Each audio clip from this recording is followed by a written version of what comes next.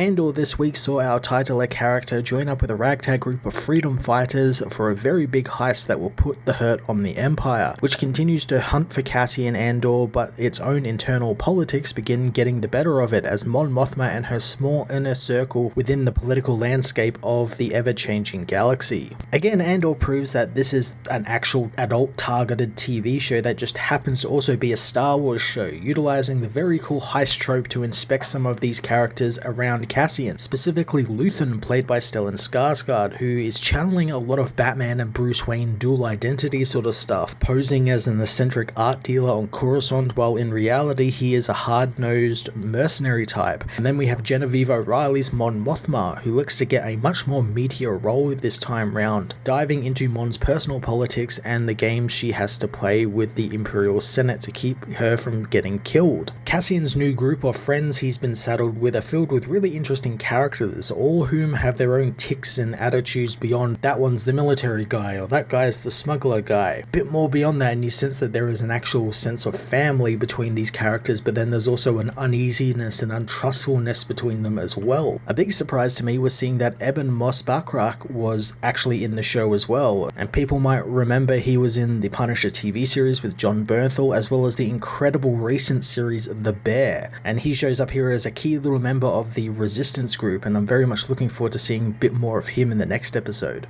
Our Corpo Cop Cyril doesn't get a lot to do this episode except walk around the brutalist Coruscant with his suitcases after a great scene where he's kind of taken down a few pegs after what he did, and he's literally sent home to his mother. I feel the writers are sending him on a path where he will do something in resistance to the Empire. Now, I'm not saying he won't obviously join the rebellion and, become a big freedom fighter, but maybe since he's been on the receiving end of their wrath and seen what they can do in an instant, he will do something to defy them and go against them that will maybe inadvertently help Cassian and his little group. The Empire's own problems get brought to the forefront more so than any other show or movie before, specifically the people within the Empire running the ISB and their security bureau, as well as their different sectors, and how they're all vying for power. Every little bit of power they can get, they'll try and grab it, and they go after it like wild animals, going over bosses' heads and betraying each other just to get in good with the big boss. It's really quite interesting to see, and it's kind of interesting to see how it also applies in the real world, how there are workplaces that are very similar to this, and I like that it was so human and so there just in the forefront, whereas before we never really got to see it at all in any of the movies or TV shows. So get to see some light brought onto that is really interesting, and all that politics and inter-office politics in the Empire really intrigues me.